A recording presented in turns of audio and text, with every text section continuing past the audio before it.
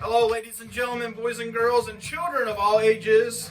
Welcome back to Vibrations and Libations. I'm James. And I'm Keith. And tonight we have an album that probably, it could count for 75% of all the top 5 hits in the 1980s. All on one album. And this... Maybe you're exaggerating just a little. A little bit, okay. Maybe it's more like 60. But anyway, this album is Genesis Invisible Touch. Of course, this is after the era with who was that other guy that was with him? Peter Gabriel. Peter Gabriel, yeah, you know that guy. So I personally like the Genesis after Peter Gabriel a little bit more than Peter Gabriel era. So most people will differ with me on that. I like them both the same. Okay. And then, so tonight we're also drinking. We're gonna mix it up a little bit here. We're doing some maybe a failed attempt at a Tom Collins. There is a drink called Phil Collins, but I didn't have cucumber vodka that it called for, so we're just doing the old standard Tom Collins, and we may have gotten it, or I may have gotten it a little pink than what it should.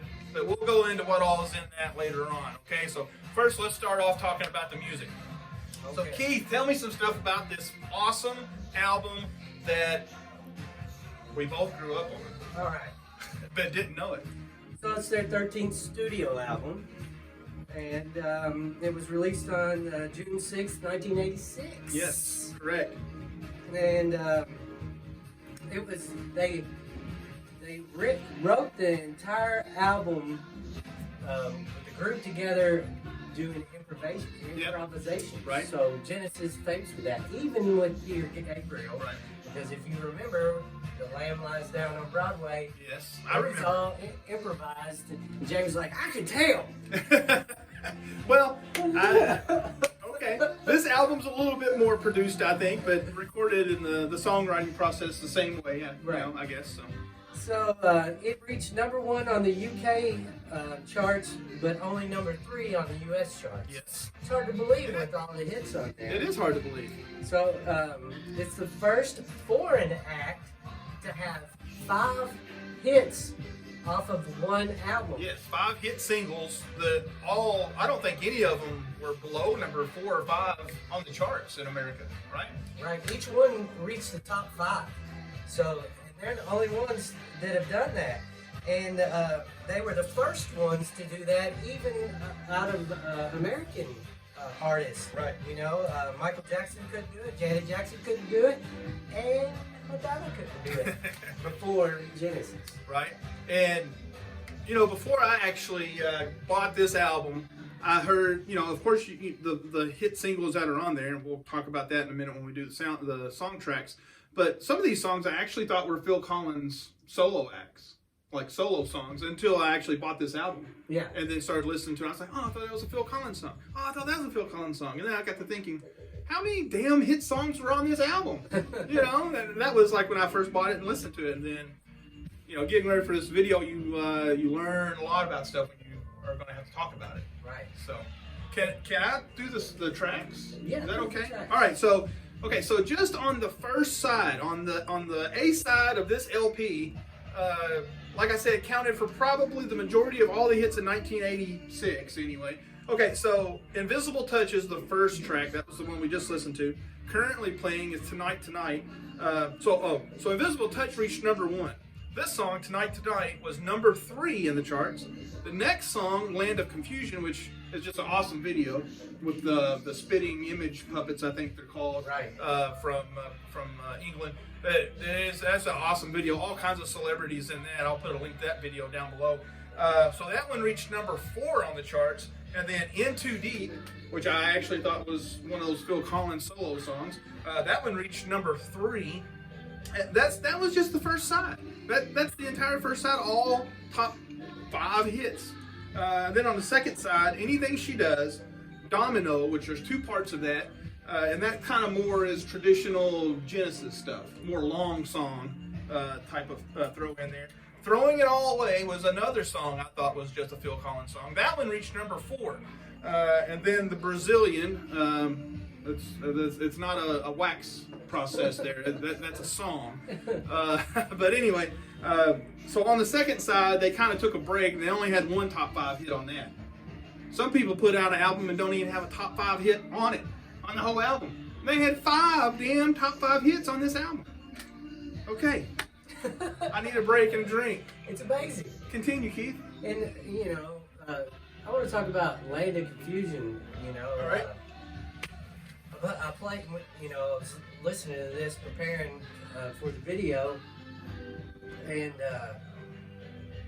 I remembered the Land of Confusion video. I wanted to show it to my son. I thought he would get a kick out of it. And he did. But, you know, as we were listening to it, you know, I was just thinking about the meaning behind the song and everything, and then how relevant it is, even still, it may be even more relevant, you know. Sure, yeah. Hammering those men of power. Right. It's sad. It is. It saddens me that we've made zero progress. Actually, I feel like we've regressed on that front anyway. I'll agree with you on that. And I got sad thinking about it. I don't want to think about it, but it's a problem. Yeah, it is. And, you know, they kind of said, okay, it's time for us to do a protest song on this album. So they did that with Land of Confusion. And in the video, you know, when you're a kid and you're watching and you see these little puppets around and you're like, oh, that's funny, that's a cool video and stuff. But then when you're a little bit older and can relate to some of that stuff that's going on in the message that song is sending, you see that they're, you know, really poking fun at those people in power, you know, and they, you know, really they're just regular people like us. Right. They have more power in decision making than what we do.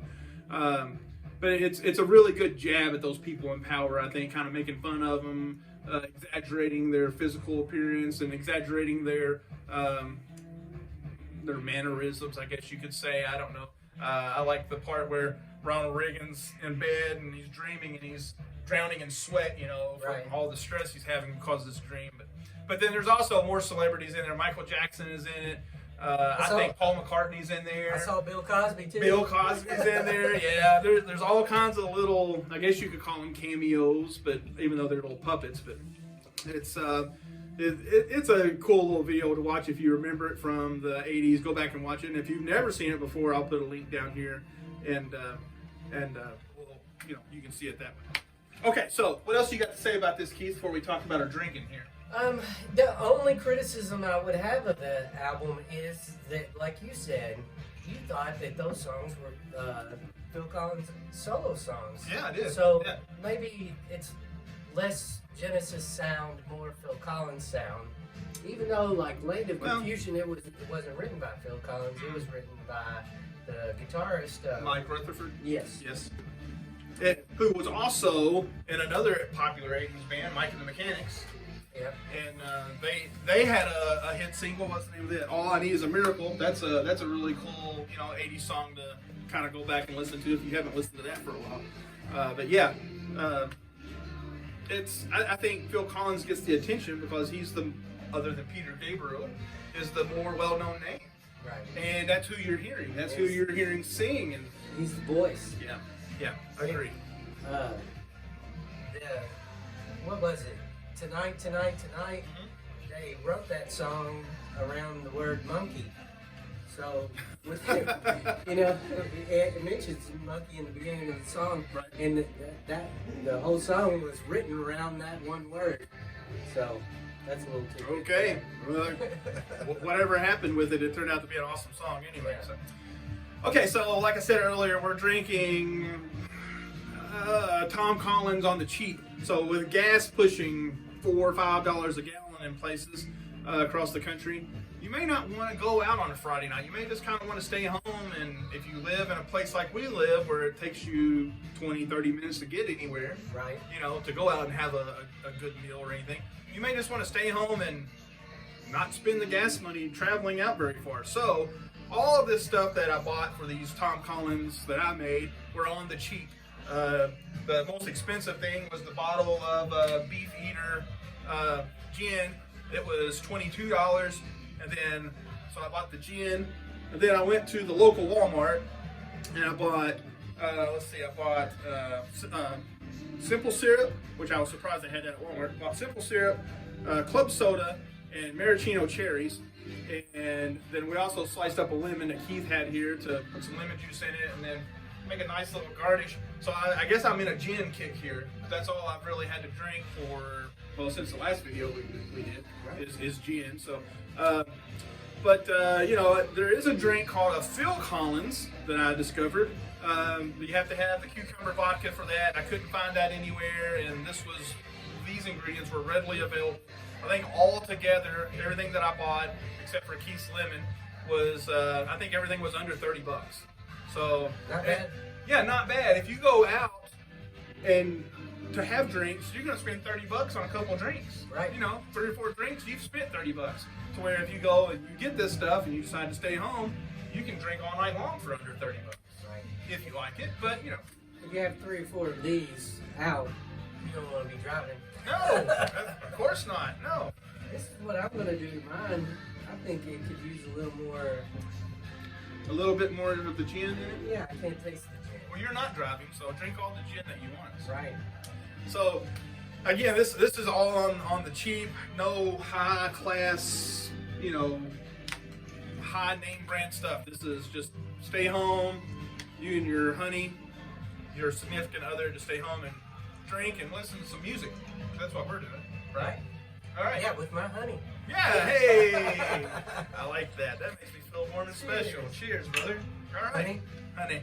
So, I mentioned the maraschino cherries. Mine fell down through the ice, so I'm going to have to drink all this before I can get to them. I don't really feel like going fishing right now. So, and I may have poured a little bit too much of the cherry juice in there, but that's okay. It just sweetens it up a little bit. So. Right. All right. So that's all the notes I had on the album, and this is really all I had to say about the drink. Do you like the drink okay? I think, like I Other said, than having to put some more gin I in? had more gin to it because I felt like it did. I wasn't even drinking an alcoholic drink.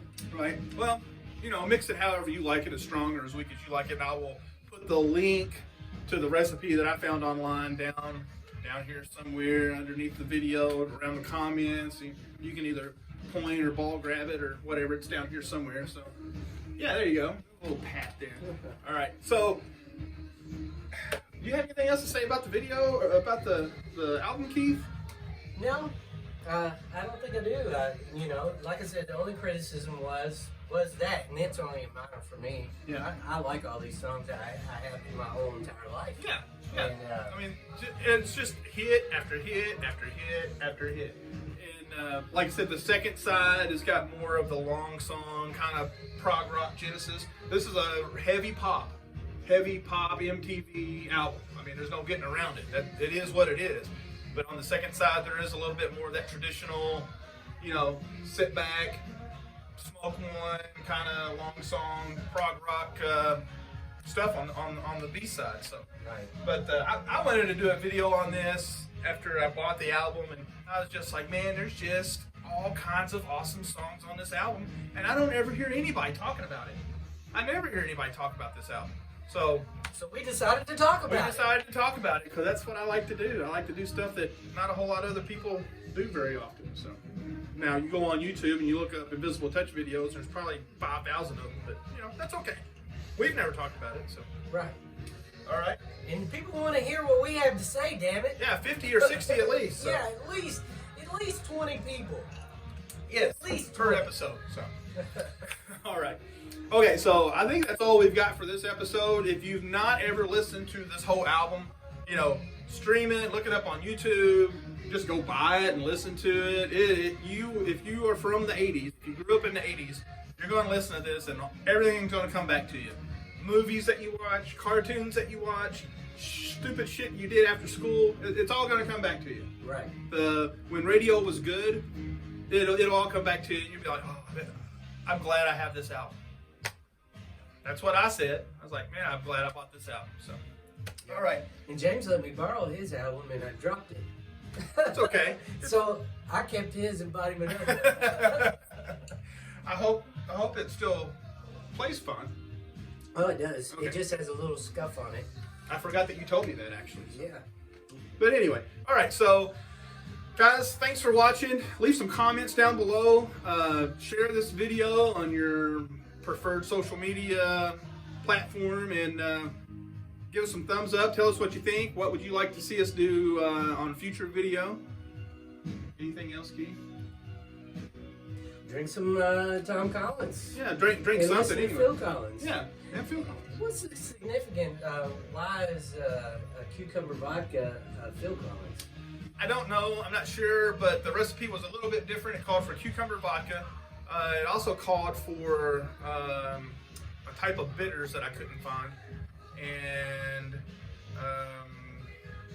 I think that was it. I think that was the only two differences versus this. Yeah. And I don't know why it's called a Phil Collins. I couldn't find why it was called a Phil Collins. I know Phil Collins was a fan of beer and wine. Yeah. But I don't know that he, I don't know if his name necessarily has anything to do with Phil Collins the drink. So maybe we'll do a Phil Collins album in the future and do a Phil Collins mixed drink. Maybe. Since I can't drink beer anymore, I've got to find something to drink. So Yeah. anyway, all right. Well, thanks a lot, guys, for watching. Ladies, gentlemen, everybody, thanks for watching. Yeah, Pete. We love you guys. Thanks for loving us back, and we'll see you next time. Bye-bye.